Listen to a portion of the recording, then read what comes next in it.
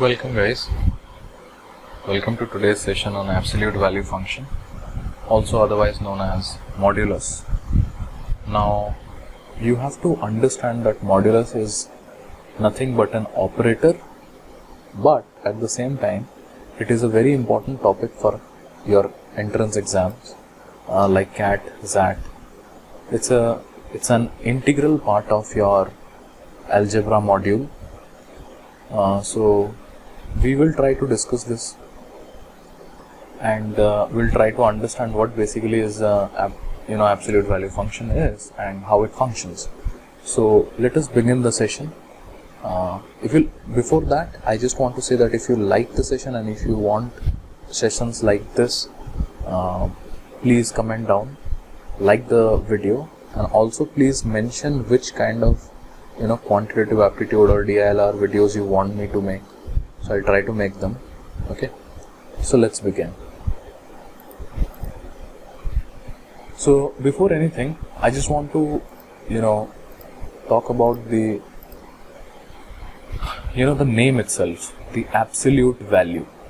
Okay, so you can see over here that any variable denoted by any number, let's say x, when it is denoted inside these bars, or you can say parallel lines, okay, they resembles the parallel lines, so I'm just saying, okay, so when they are inside these bars, they are read as mod of x or just simply mod x.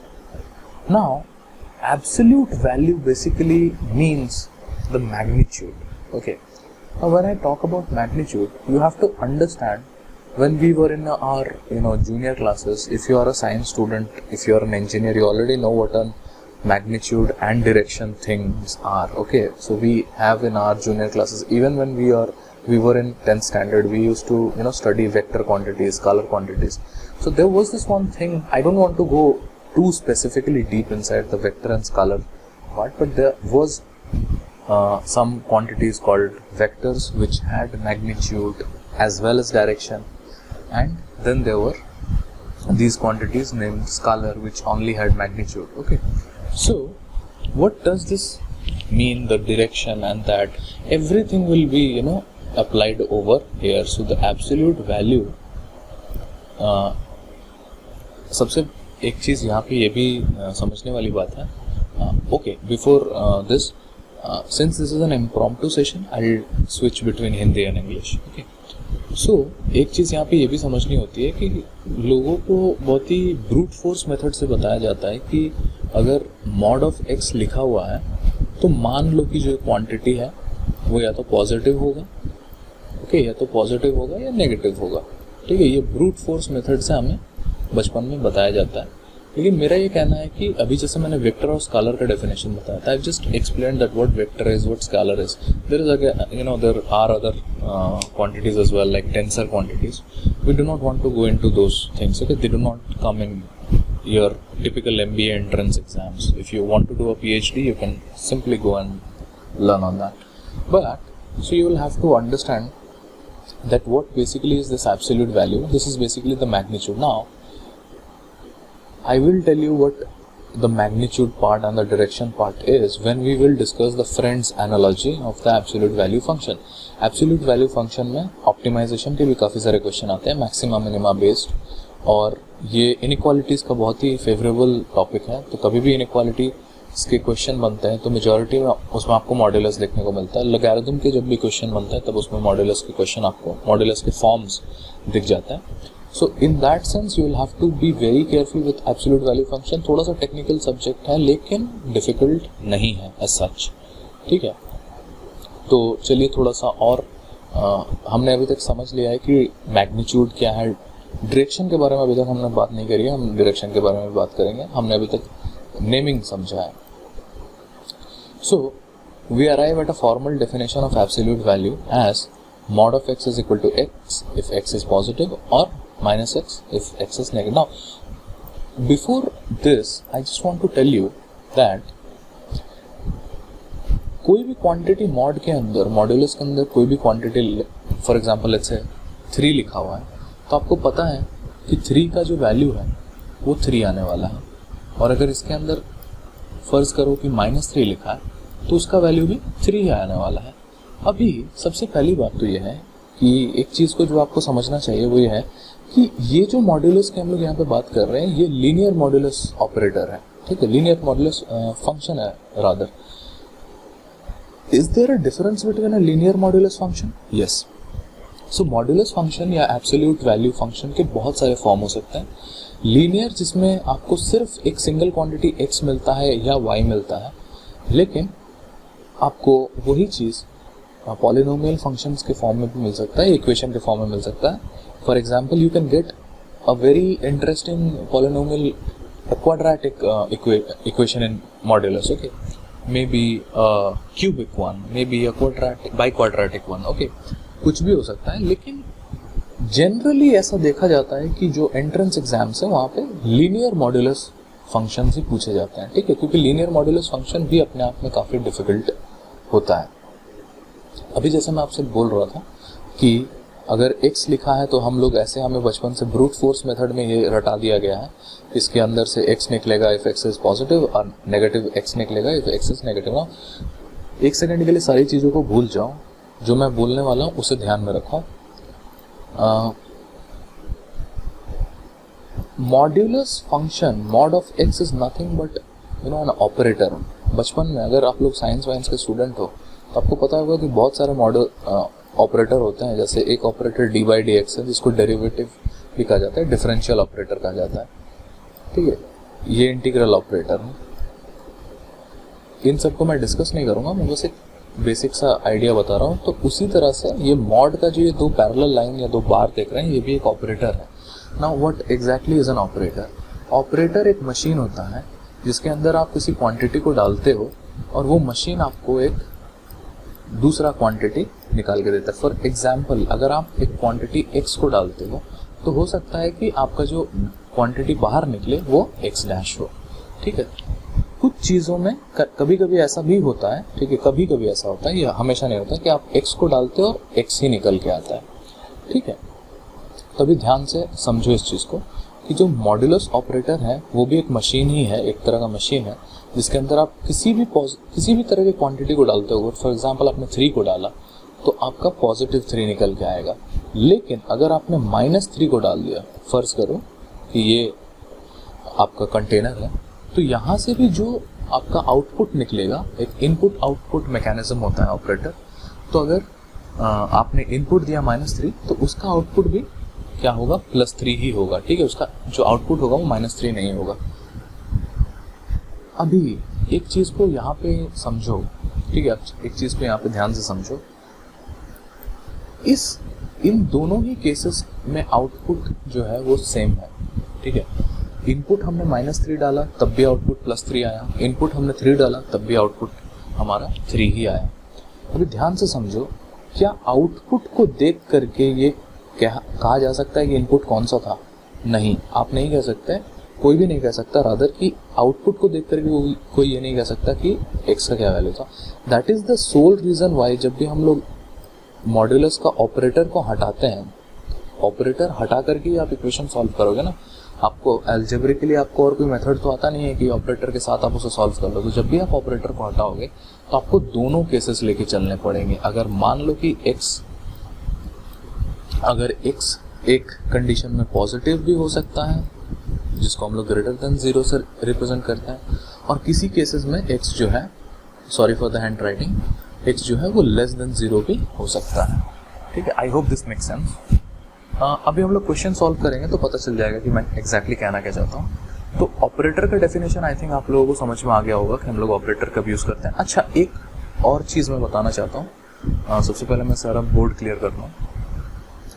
एक चीज़ जो यहाँ पर बहुत ही important है जिसको आपको समझ लेना चाहिए वो ये है कि जब भी आप मॉड ऑफ x में से आप इसको सॉल्व करोगे तो आपको ऑब्वियसली 2 ब्रांचेस में सॉल्व करना चाहिए। एक पॉजिटिव पार्ट को आप ध्यान में रखते हुए सॉल्व करेंगे, एक नेगेटिव पार्ट को ध्यान में रखते हुए सॉल्व करेंगे ना। ये ज़रूरी है आपके लिए समझना कि अगर आपका जो वैल्यू आ रहा है x का वो उस ब्रांच में, अगर इस ब्रांच में मेरा x का वैल्यू <0 ना हो, या जो भी कंडीशन वहाँ पे हो, लेट्स सपोज x <2 हो सकता है, ठीक है, x लेस देन 2 हो सकता है। तो अगर उस कंडीशन को ये सपोर्ट नहीं करता है या उस कंडीशन को ये सेटिस्फाई नहीं करता है तो ये सोल्यूशन नहीं हो सकता। ठीक है, similarly for this one also. अगर नहीं समझ में आ रहा है तो ठीक है, क्वेश्चन जब करेंगे तो समझ में आ जाएगा। ठीक है, चलिए आगे बढ़ते हैं। तो एक क्वेश्चन ले लेते हैं, इस क्वेश्चन को सॉल्व करने की कोशिश करते हैं। तो सबसे पहले मैं सजेस्ट करूंगा कि पॉज करो वीडियो को, और पॉज करने के बाद खुद से ट्राई करो और सॉल्यूशन बाद में मिलाना। ठीक है, तो आई होप पॉज करके आप लोगों ने थोड़ा ट्राई कर लिया होगा। ठीक है, इसको कैसे सॉल्व करते हैं, बेसिकली आप जो मैंने अभी आपको बोला था कि आप उसे ब्रांच वाइज डिवाइड करोगे। तो एक ये हो सकता है कि आप मान लो कि x का वैल्यू पॉजिटिव है, और एक ये हो सकता है कि x का वैल्यू नेगेटिव है। और ऐसा हम लोग क्यों मान रहे हैं, क्योंकि अगेन हमें नहीं पता कि इसका जो आउटपुट है वो पॉजिटिव है या नेगेटिव है, क्योंकि इनपुट का कोई पता नहीं है। ठीक है, इनपुट का हम नहीं कह सकते, since it's a variable, it's not a constant. If it were a constant, अगर कोई वैल्यू दिया होता तो बता ही देता। अगर -3.5 लिखा होता तो इसके बाहर जो वैल्यू निकल के आता वो आप लिख सकते थे 3.5। लेकिन यहाँ पे ये वेरिएबल है जिसका कि हमें वैल्यूज नहीं पता, रादर डायरेक्शन नहीं पता, आप ये कह सकते हो। ठीक है, उसका साइन नहीं पता, तो दोनों को सॉल्व करना पड़ेगा। When x is greater than 0 we will have to solve this. तो बड़ा ध्यान से आप इसको देख लो। ठीक है, मैं ज़्यादा लिखूंगा नहीं। 3x इज इक्वल टू 6, तो x is equal to I think 2। Now आपका कंडीशन क्या कहता था कि x ग्रेटर देन 0 होना चाहिए, तो ये सेटिस्फाई कर रहा है। अभी x लेस देन 0 वाले को भी कर लेते हैं। तो 2x minus x is equal to 6। अभी देखो ये भी तो एक वैल्यू आ गया ना।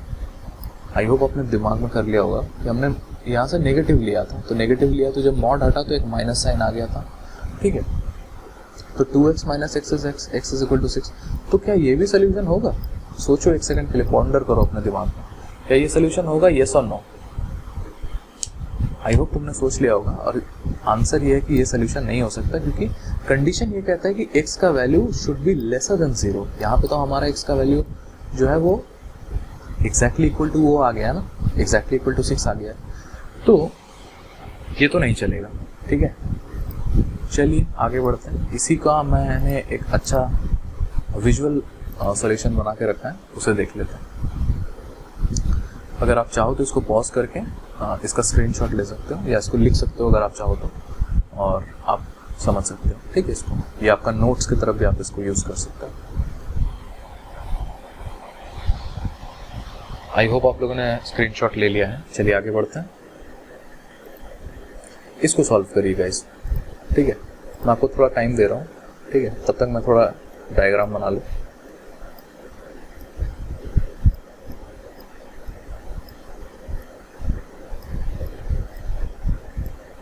देखो, आई होप तुम लोगों ने पॉज किया होगा, थोड़ा बहुत सॉल्व किया होगा, और सोल्यूशन भी तुम्हें मिल गया होगा। ठीक है, लेकिन अगर कुछ लोगों ने नहीं सॉल्व किया तो उनके लिए सबसे पहली चीज़ जो है कि ये सिंपल सा ही इक्वेशन है। ठीक है, लीनियर है और एक ही वैल्यू है मॉडुलस के अंदर, तो काफ़ी इजी दिख रहा है। एक ब्रांच जब इसका मैं पॉजिटिव x मानता हूँ तो इसको मैं लिख सकता हूँ, कैन आई, और other let me just use this only. तो x square plus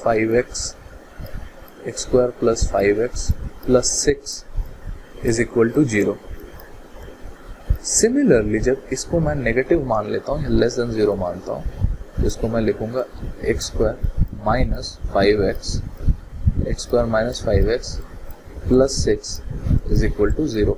now guys, अभी मैं इसको सॉल्व नहीं करने वाला। ठीक है, इसको मैं इसलिए सॉल्व नहीं करूंगा क्योंकि आप यहाँ पर अगर थोड़ा दिमाग लगाओ तो आपको आंसर दिखने लगेगा। ठीक है, एक्स स्क्वायर प्लस 5, तो क्या मैं इसका वैल्यू क्या लिख सकता हूँ? 3 2 ले सकता हूँ क्या? 3 इंटू 2 6 होता है, 3 प्लस 2 5 होता है। ठीक है, तो आप देखो कि अगर मैं ऐसे इसको लिख दूं कि x plus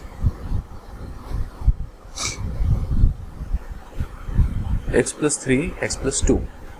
okay, I hope कि सब सही है। मैं थोड़ा शॉर्टकट लगा रहा हूँ। x plus 2 x plus 3 x plus 2 x plus 3 is equal to 0। ठीक है, x का जो वैल्यू आ रहा है वो -2 आ रहा है या -3 आ रहा है, तो क्या ये सोल्यूशन चलेगा? यस और नो, आप सोच के बताओ, क्या ये सोल्यूशन चलेगा? नहीं चलेगा, 100% ये नहीं चलेगा। इसलिए क्योंकि हमारा जो कंडीशन था वो x ग्रेटर देन 0 का था, हमारे को जो वैल्यूज मिले हैं वो लेसर देन 0 वाले वैल्यूज मिल गया है, प्रिसाइजली -2 -3 वाले वैल्यूज मिल गए। ठीक है, तो ये नहीं चलेगा। सिमिलरली इस ब्रांच को सॉल्व कर लो, आंसर इसको सॉल्व करना कोई ज़्यादा डिफिकल्ट नहीं होना चाहिए।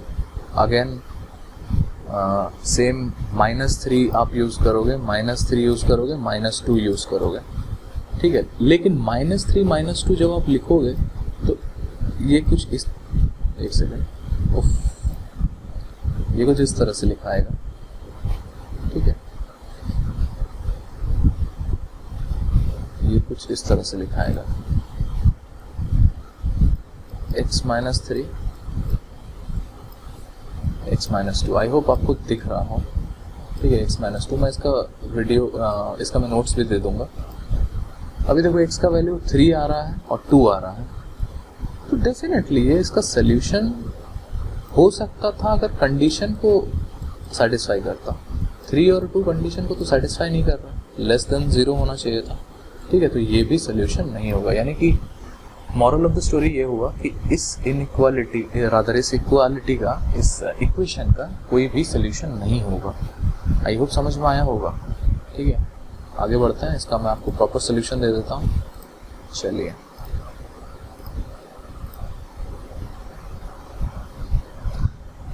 ये देख सकते हैं आप, अगर आप चाहें तो स्क्रीनशॉट ले सकते हैं। ठीक है, सो इस इक्वेशन का कोई भी प्रॉपर सोल्यूशन नहीं है, so there is no solution to this equation. चलिए आगे बढ़ते हैं। Now before this actually modulus as distance, understanding modulus as distance बहुत इंपॉर्टेंट चीज़ है। अभी तक मैंने डायरेक्शन का बात किया था, वो आपको मैं थोड़ा सा यहाँ पे बताता हूँ। देखो, एक चीज़ ध्यान से देखो, अगर मैं लिखता हूँ -2, तो वो भी इसका वैल्यू जो मुझे मिलता है वो 2 मिलता है, और अगर मैं लिखता हूँ 2, तो इसका जो वैल्यू मिलता है ये भी मुझे 2 ही मिलता है। ठीक है, ये भी मुझे 2 ही मिलता है। अच्छा, ध्यान से एक चीज़ समझो कि इसका मतलब क्या होता है। मॉड ऑफ 2, मॉड ऑफ -2, कोई भी ओरिजिन मान सकते हो। मैं अभी यहाँ पे 0 लिखना नहीं चाहता, बट आप मान सकते हो कि ये मेरा ओरिजिन पॉइंट है। 2 को मैं डिस्टेंस अज्यूम कर लेता हूँ। ठीक है, डिस्टेंस अज्यूम करने से एक चीज़ मुझे समझ में आती है कि ऑब्वियसली राइट हैंड साइड में जाऊँगा, राइट हैंड साइड में मेरे को डिस्टेंस मिल रहा है। ये 2 यूनिट्स का मुझे मान लो कि मुझे डिस्टेंस मिल गया। ठीक है, अच्छा, क्या मैं इस साइड में जा नहीं सकता? इस साइड में इतना ही डिस्टेंस में इधर भी ले सकता हूँ, तो 2 यूनिट्स में इधर भी कर सकता हूँ। यस और नो? तो प्रिसाइसली मैं ये कह सकता हूँ कि अबाउट एन ओरिजिन, या तो मेरा पॉजिटिव डायरेक्शन में 2 यूनिट्स ले सकता हूँ मैं, या नेगेटिव डायरेक्शन में। और इसी चीज़ को यहाँ पे समझाने की कोशिश कुछ करी गई है, इसी चीज़ को यहाँ पे कुछ बताने की कोशिश करी गई है कि मॉड्यूलस को आप डिस्टेंस के फॉर्म में भी इमेजिन कर सकते हो। लेकिन एक बहुत बड़ा इसमें प्रिकॉशनरी नोशन ये आता है कि मॉड्यूलस को आप डिस्टेंस तभी मान सकते हो जब वो लीनियर होगा। तो यहाँ पे एक वर्ड आपको दिमाग में आना चाहिए कि लीनियर मॉड्यूलस ऑपरेटर को ही आप डिस्टेंस के फॉर्म में ले सकते हो। ठीक है, लीनियर होना जरूरी है। अगर लीनियर नहीं होगा तो ये एनालॉजी फेल कर जाएगा। ठीक है, क्योंकि ऑब्वियसली अगर क्वाड्रेटिक है या क्यूबिक है तो फिर इसका ग्राफ स्ट्रेट लाइन जैसा तो बनेगा नहीं ना। Anyways we are just making an analogy. अगर ग्राफ बन भी रहा होगा तो ग्राफ कुछ इस तरह से बन रहा होगा। ठीक है, ग्राफ कुछ इस तरह से बन रहा होगा, और हम लोग यहाँ पे इस तरह से मिला करके, आई होप इतना ये सब सिखाऊंगा। ठीक है, ये सब बताऊंगा थोड़ा आराम से, लेकिन अभी जो मेन चीज़ है उसको समझ लो कि लीनियर मॉड्यूलस फंक्शंस को हम लोग लीनियर मॉड्यूलस फंक्शन को हम लोग जो है एज अ डिस्टेंस समझ सकते हैं। तो अगर हमारे पास मॉड ऑफ एक्स दिया हो तो मॉड ऑफ एक्स को we can understand it like a distance from an origin, any origin. It can be from 0, it can be from 1. Okay, so mod of x basically is the distance from this origin towards either the positive x-axis or towards the negative x-axis. Okay, negative x-axis is nothing but the direction. This is what I was talking to you just a few minutes ago. So let us see what I have written. So वही चीज़ जो मैंने अभी आपको बताया वही चीज़ को मैंने यहाँ पे लिखा है। अगर आप चाहो तो इसको स्क्रीनशॉट लेकर के समझ सकते हैं, ठीक है, नोट्स के फॉर्म में। मैं थोड़ा सा 5 सेकंड के लिए चुप हो जाता हूँ, आप इसको रीड कर लो।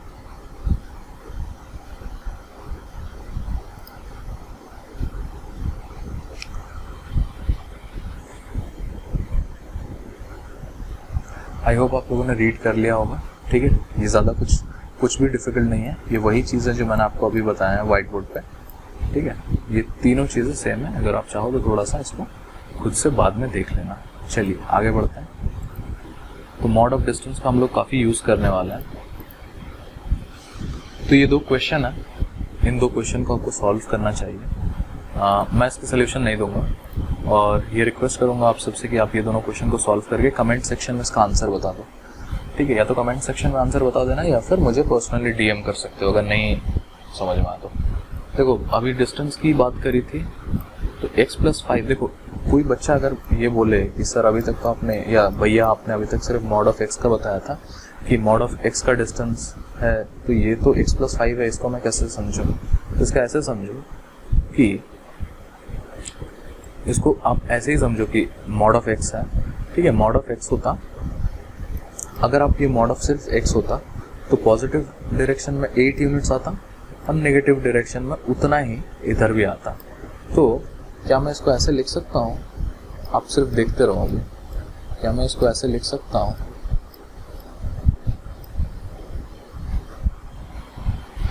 ओके, एक second.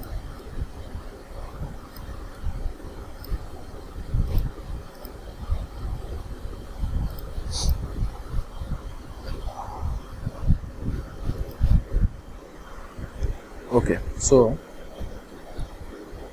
x+5 is equal to 8, x is equal to 8 plus 4 is 12 plus 1 is 13. Okay, when x is greater than, when x is greater, एक सेकेंड, when x is, मैंने आपको बोला था कि मैं इसे सॉल्व नहीं करूँगा, तो फिर भी मैं थोड़ा सा हिंट दे रहा हूँ। when x is greater than 0, x is equal to 30, and similarly when x is less than 0, when x is less than 0, इस पे हम लोग कर सकते हैं। ये पूरा टर्म जो होगा वो ऐसे कुछ लिखाएगा, -x, ठीक है, -5 is equal to 8. Now 8 plus 5 is again 13. Okay, so -x is equal to -13 or rather 13. Okay, so x is equal to -13.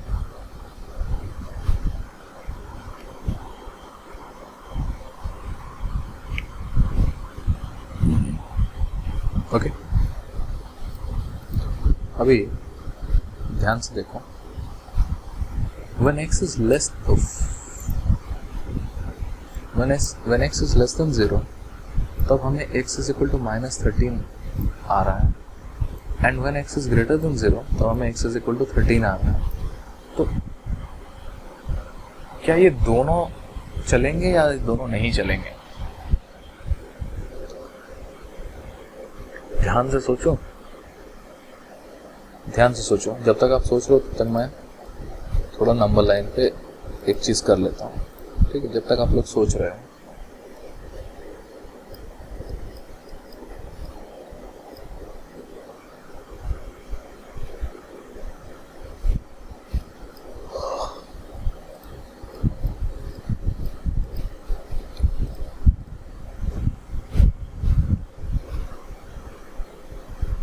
कायदे से ये दोनों चलेंगे, ठीक है, क्योंकि ये दोनों ही कंडीशन को सेटिस्फाई कर रहे हैं, x लेस देन 0 को भी और x इज ग्रेटर देन 0 को भी, ठीक है। तो इसका आंसर क्या होगा? इसका आंसर मैं नहीं बताऊंगा, इसका आंसर आप लोग खुद, इसका सोल्यूशन आप लोग खुद निकालिए और आंसर बताइए कमेंट सेक्शन में, ठीक है। इजी सा है, ज़्यादा डिफिकल्ट नहीं होगा।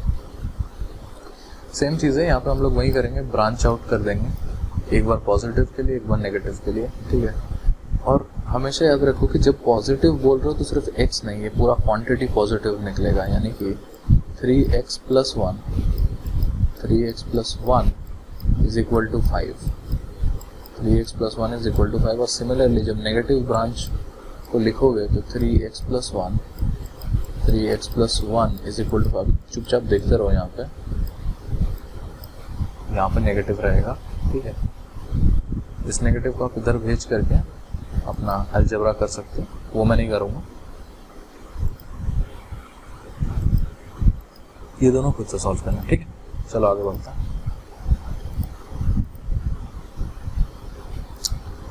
देखिए ये इंपॉर्टेंट है, मॉड्यूलस विद इनइक्वालिटीज, और भर के क्वेश्चन आते हैं, इसके भर के क्वेश्चन बनते हैं।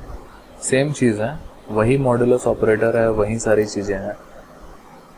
अभी जैसे मैं बोल रहा था कि mod of x, let's say mod of x greater than 0 और less than anything, greater than 0 का कहने का मतलब है कि 0 वाले टर्म से इन्फिनिटी तक आप बढ़ा दो, ठीक है, ये पूरा area mod of x greater than 0 का मतलब हो सकता है, या फिर -x is greater than 0। अगर मैं इसको प्लॉट करूँ, अगर मुझे कुछ नहीं पता है तो मैं इसको -x प्लॉट कर सकता हूँ और +x प्लॉट कर सकता हूँ, ठीक है। तो ये वाला रीजन और ये वाला रीजन, ठीक है। तो ये समझने के लिए था, जब हमारे को क्वेश्चन मिलेगा तो हम क्वेश्चन में और डिटेल्स में समझाएंगे, ठीक है। आउटलैंडिशली अपने मन से wavy curve method plus minus plus लगाने की कोशिश मत करना, ठीक है। अभी सिर्फ समझो कि कौन सा एरिया पॉजिटिव है, कौन सा नेगेटिव है, ठीक है, ज़्यादा दिमाग मत लगाओ। Now, what is the logical meaning of this statement, mod of x minus 4 less than equal to 3? So the logical meaning of this question is that we have to find all the point of x whose distance from the number line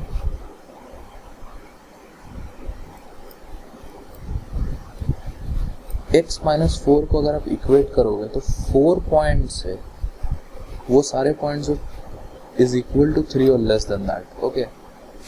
सो जो भी distance इस 4 line से 3 के equal या less than 3 होगा, ठीक है, इससे ज़्यादा नहीं हो सकता। तो मान लो कि 3 यूनिट्स इतना ही है, इधर भी नेगेटिव में 3 यूनिट्स और इधर भी पॉजिटिव में 3 यूनिट्स, तो सिर्फ ये वाला रेंज, ठीक है, इसके आगे नहीं, इधर नहीं, ठीक है, सिर्फ ये वाला रेंज। आई होप क्लियर हो गया होगा। चलिए आगे बढ़ते हैं।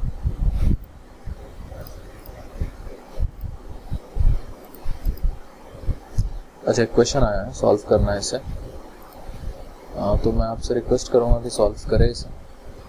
बहुत ज़्यादा डिफिकल्ट नहीं है, इजी सा ही है, ठीक है। इसका आंसर आप लोग मुझे बताइए।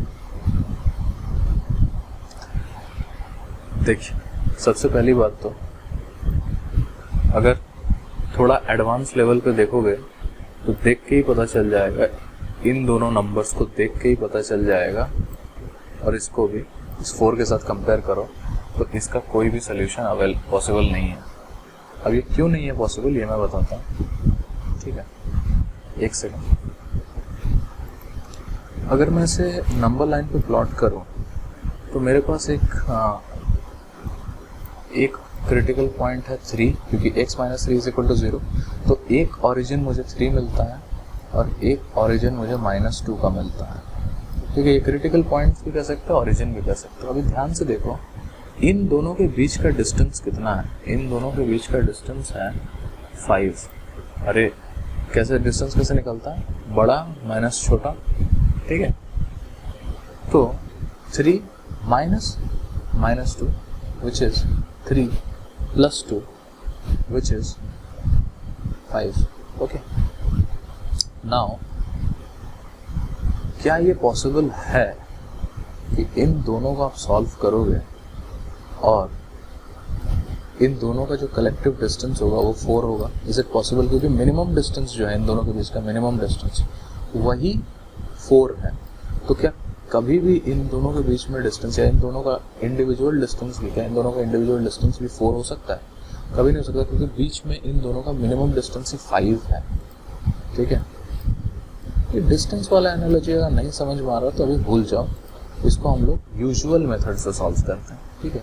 यूजुअल मेथड क्या है? यूजुअल मेथड ये कहता है कि जैसे मैंने अभी नंबर लाइन बनाया था, एक तरफ मैंने 3 लिखा था और एक तरफ मैंने -2 लिखा था। अभी ध्यान से देखो, डिस्टेंस को भूल जाओ, अभी ध्यान से देखो, हमें 3 रीजन्स मिले हैं। 3, ये एक रीजन है, ठीक है, ये वाला एक रीजन है, सिमिलरली ये एक रीजन है और ये एक रीजन है। तो हमें तीनों रीजन के लिए सॉल्व करना पड़ेगा। एक रीजन होगा x greater than 3, x greater than 3, एक x lies between -3 and 2, -3 and 2, और एक x लेस देन -2। ओके, इन तीनों रीजन पे हमें x के वैल्यूज को कैलकुलेट करना है और हम तभी कैलकुलेट कर पाएंगे जब हमें इंडिविजुअली हमें यहाँ से निकालना पड़ेगा x का वैल्यू।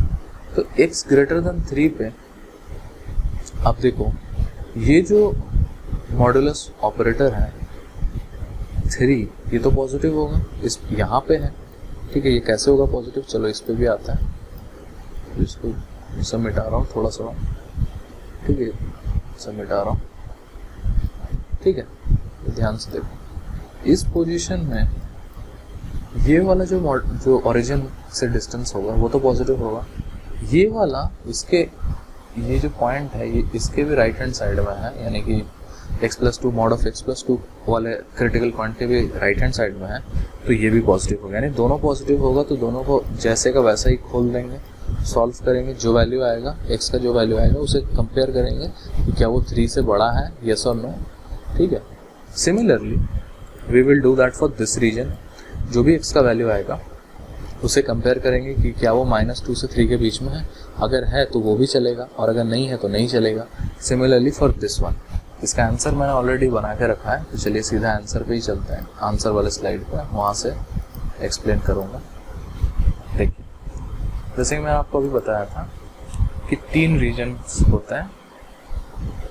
एक -2, जब किसी भी नंबर लाइन को 2 पॉइंट्स कट करेंगे तो 3 रीजन बनेंगे, 1 2 3। तीनों रीजन्स पे चेक करेंगे। तो पहले वाले रीजन पे x has to be greater than 3, ठीक है, and both of them are positive. तो पॉजिटिव है तो जैसे का वैसा खोला, ठीक है। 2x is equal to 5, x is equal to 2.5 आता है। मेरे को चाहिए था x ग्रेटर देन 3, वैल्यू आ गया 2.5, यानी कि ये नहीं चलेगा। अभी इस रेंज में चेक करना है -2 से 3 के बीच में। अभी ध्यान से देखो, -2 के इस साइड वाला, यानी ये तो पॉजिटिव खुलेगा, लेकिन ये वाला जो इनइक्वालिटी है या रादर ये वाला जो ओरिजिन है, ये क्रिटिकल पॉइंट जो है, ये critical point somewhere over here है, यहाँ पे है कहीं पे क्रिटिकल पॉइंट। तो ये इसके तो नेगेटिव है तो ये तो नेगेटिव खुलना है, यानी कि -x + 3 आ जाएगा, ठीक है। आप देखो -x + 3 + x + ये जो वैल्यू आ रहा है 5 = 4। अभी ध्यान से एक चीज़ समझो कि mathematically 5 can never be equal to 4, so ये भी नहीं चलेगा। अभी तो एक्सट्रीम राइट हैंड साइड में चेक करना है। एक कोई पॉइंट ले लो यहाँ पे, ये जो पॉइंट है वो -2 के भी लेफ्ट हैंड साइड में है और 3 के भी लेफ्ट हैंड साइड में, यानी कि दोनों ही नेगेटिव होने वाले हैं। दोनों को नेगेटिव करेंगे। 2x is equal to -1.5। अभी ध्यान से एक चीज को समझो, इज 1.5 लेस देन -2। अभी ध्यान से यहाँ पे देखो, अगर नहीं समझ में आता है तो कैसे समझो।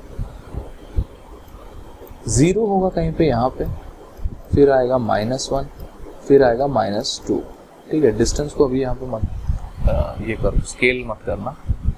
-1 फिर -1.1, 1.2, 1.3, 1 पॉइंट समथिंग समथिंग करके उसके बाद ये आएगा -2 आएगा।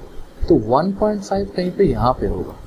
Is 1.5 less than 2 -2? No, it is actually greater than. आप देखो इस साइड में तो वैल्यूज बढ़ते हैं ना, और इस साइड में वैल्यूज नेगेटिव होता है। अगर एकदम ही बेसिक लेवल पे हो, कुछ भी नहीं समझता, तो ये भी सेटिस्फाई नहीं कर रहे हैं, यानी कि इस इक्वेशन का नो सोल्यूशन होने वाला है, यानी कोई भी सोल्यूशन इस इक्वेशन को सेटिस्फाई नहीं करेगा।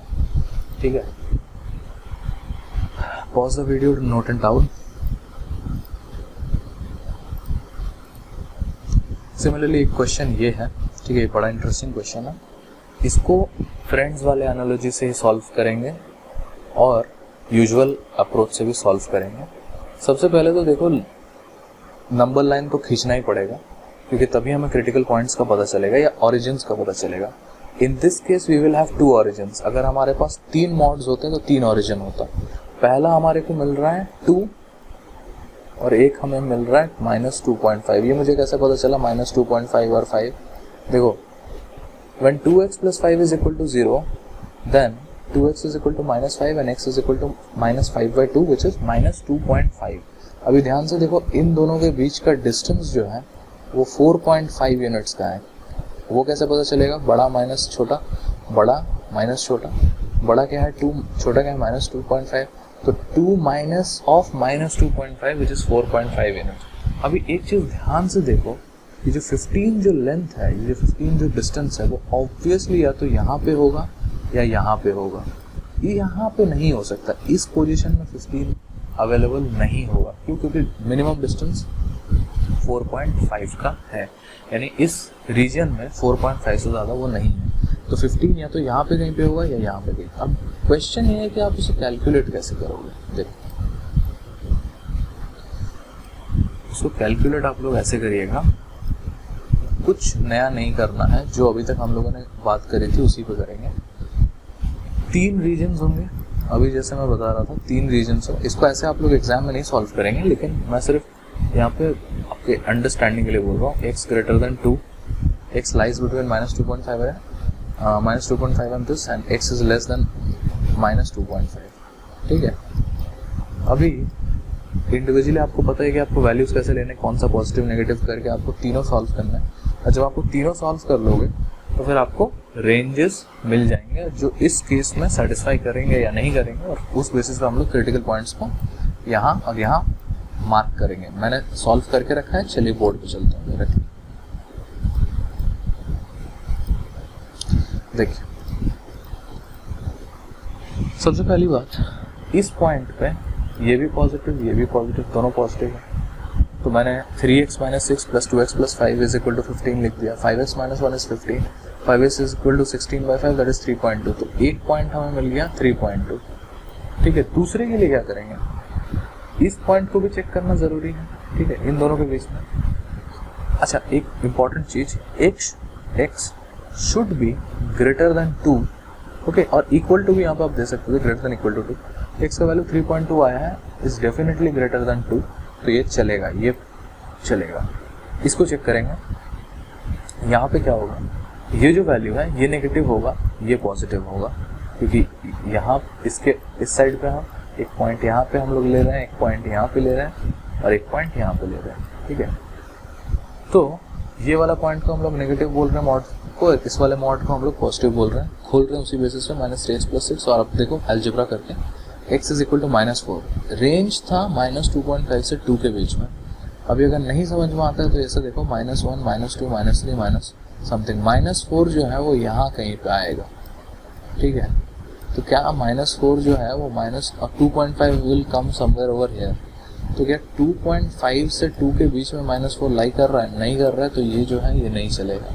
Similarly you can see for this range, x is less than 2.5 वाला रेंज में दोनों ही मॉडुलस का वैल्यू नेगेटिव है, तो दोनों को नेगेटिव वैल्यूज को हम लोग खोलेंगे। ठीक है, खोलने के बाद x का जो वैल्यू आ रहा है वो -2.8 आ रहा है। -2.8 जो है वो आप देखो, कि इस साइड लाई करता है -2.5 को, तो क्या x is less than -2.5? Yes definitely, क्योंकि मैंने अभी आपको बताया था कि इस साइड में नेगेटिविटी बढ़ती है और इस साइड में पॉजिटिविटी बढ़ती है, ठीक है। तो यानी -2.8 इज ऑल्सो करेक्ट, ये इनकरेक्ट है। चलिए, समझ लिया आप लोगों ने, आगे बढ़ते हैं। इसी क्वेश्चन को एक और मेथड से भी बनाया जा सकता है, जिसे कहते हैं फ्रेंड्स एनालॉजी, ठीक है। और ये फ्रेंड्स एनालॉजी कब काम में आता है? ये फ्रेंड्स एनालॉजी तब काम में आता है जब हमारे पास जो इक्वेशन दिया होता है मॉड के अंदर, उसमें x का कोफिशिएंट कुछ और होता है, ठीक है। अभी अमूमन अगर आप इसका ग्राफ बनाओगे तो ग्राफ बनाने के टाइम पे आपको समझ में आएगा कि इस तरह का जो ग्राफ है वो, इसका जो अगर ग्राफ बनाओगे तो 6 यूनिट्स पे कुछ इस तरह का होगा, ठीक है, 6 यूनिट्स पे कुछ इस तरह का होगा, और ये -5 यूनिट्स पे कुछ इस तरह का होगा, ठीक है, -5 यूनिट्स पे कुछ इस तरह का होगा। तो ग्राफ तो ऑब्वियसली इस तरह बनेगा, ठीक है। I am not getting too much into कि ग्राफ कैसे बना और ये मैं कैसे लिख दिया कि यहाँ पे ही होगा वहाँ पे होगा, अभी उतना डिटेल्स में नहीं जा रहा हूँ, लेकिन इसको ग्राफिकली भी सॉल्व समझ में आ सकता है अगर सॉल्व करोगे तो। लेकिन एक इसका एक एल्गोरिदमिक अप्रोच भी है, तो वो एल्गोरिदमिक अप्रोच समझते हैं। सबसे पहले क्या करेंगे,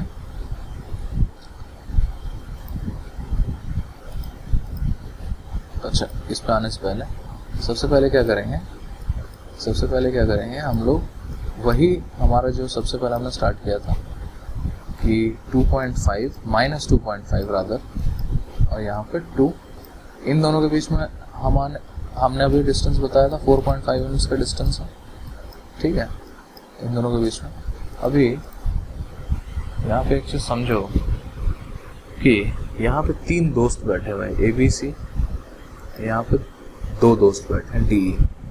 अभी सबसे पहले तो ये समझो कि मैंने कैसे लिख दिया कि यहाँ पे 3 है और यहाँ पे 2 है। देखो ध्यान से देखो, जो x इज इक्वल टू 2 वाला क्रिटिकल पॉइंट है उसका x का कोफिशिएंट 3 है, तो मैंने 3 दोस्तों को समझा दिया यहाँ पे बैठे हैं। Similarly one x is equal to -2.5 वाला क्रिटिकल पॉइंट है, वहाँ पे मैंने 2 लोगों को बैठा दिया, ऐसा मैं मान रहा हूँ, मान के चलते हैं कि ये उनका घर है, ठीक है। अभी इन दोनों घरों के बीच में जो मिनिमम डिस्टेंस है वो 4.5 का है, लेकिन इनको चल के जाना है 15 यूनिट्स का डिस्टेंस तय करना है। अभी ऑब्वियसली अगर 15 यूनिट का डिस्टेंस तय करना है तो वो इस डायरेक्शन से भी कर सकते हैं और वो इस डायरेक्शन से भी कर सकते हैं। तो अगर ये दोनों लोग यहाँ पे आते हैं, एक सेकेंड, अगर ये दोनों लोग यहाँ पे आते हैं तो कुछ डिस्टेंस ये दोनों कवर करेंगे, और इसको और थोड़ा बेटर वे में बताता हूँ, D आएगा यहाँ तक, E आएगा यहाँ तक, ठीक है। फिर ये तीनों मिलके चलेंगे कुछ, ये तीनों और ये दोनों, ये पांचों मिलके कुछ यूनिट चलेंगे, तभी ये लोग 15 डिस्टेंस पे चलेंगे, ठीक है। Similar thing will happen. I just hope कि मेरा जो डायग्राम है वो ना बिगड़ जाए, या चलो अभी तक तो सलामत है। तो इस डायरेक्शन में ये तीनों आएंगे, ठीक है, इस पोजीशन तक आएंगे। आई एम सॉरी मैं थोड़ा आगे ही बना दे रहा हूँ, इस पोजीशन तक आएंगे, ठीक है, इस पोजीशन तक आएंगे, और ये तीनों फिर इन दोनों के साथ मिलके 5 यूनिट, जितना भी यूनिट होगा, कितना यूनिट अभी हमें नहीं पता, वो 15 यूनिट्स तक चलेंगे। फॉर एग्जांपल मान लो 15 यूनिट का डिस्टेंस यहाँ पे तय हो रहा है। तो ये तो मतलब एल्गोरिदम था, इस एल्गोरिदम को अप्लाई कैसे करना है ये समझना है, और ये एग्जामिनेशन में बहुत ही काम आ जाता है कभी कभी, तो इसीलिए हम लोग इसको समझेंगे। अच्छा अभी ध्यान से सुनो, ठीक है, ध्यान से सुनते रहो। दोनों के इन पांचों के बीच में जो डिस्टेंस है वो 4.5 यूनिट्स का है। चलो पहले तो मैं इसको आराम से अच्छे से लिखता हूँ, ठीक है, इसको अच्छे से लिखता हूँ एकदम। The distance is 4.5. Now, tell me, if these two people want to come over here, they will have to cover a distance of how many? So they will have to cover 2 times of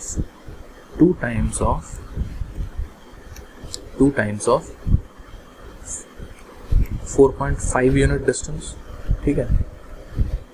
4.5 unit distance, यानी कि D और E जब ABC के घर आएंगे तो वो लोग ऑलरेडी 9 यूनिट कवर कर लिए होंगे। अभी इन्हें 15 यूनिट्स जाना है, लेकिन 15 यूनिट्स पांचों को कवर करना है, तो और कितना आगे चलेंगे? 9 में कितना जोड़ेंगे तो 15 आएगा, करो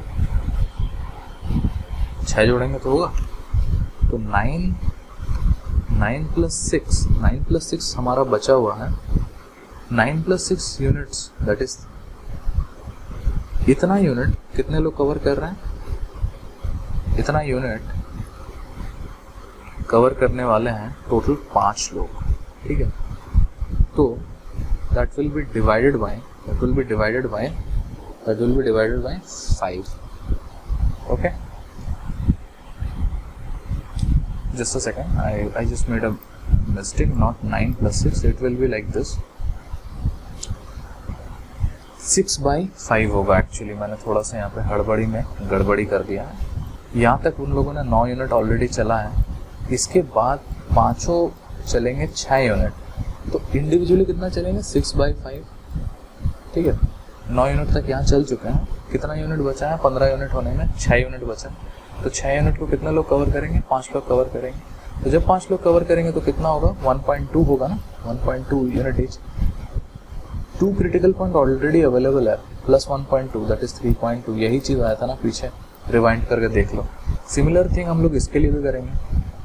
ऑलरेडी 4.5 का डिस्टेंस जो है इन दोनों के बीच में है, 3 लोग यहाँ से चलना शुरू करेंगे, यहाँ आएंगे, तो 4.5 इंटू 3 कितना होता है?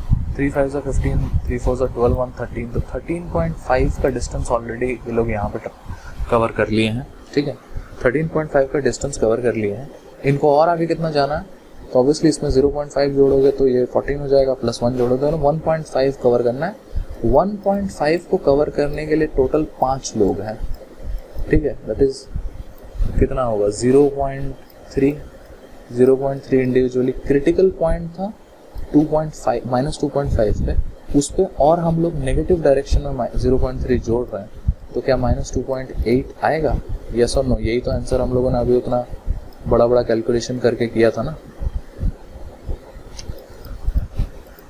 तो यही हमारा जो लाइफ है उसको थोड़ा इजी कर देता है।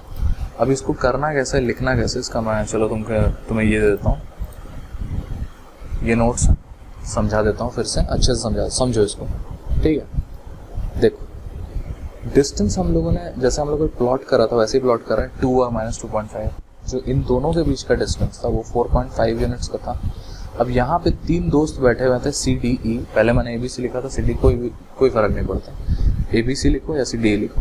ये 3 दोस्त यहाँ आते हैं, कितना डिस्टेंस कवर करके? 4.5 इंटू 3 विच इज 13.5 यूनिट।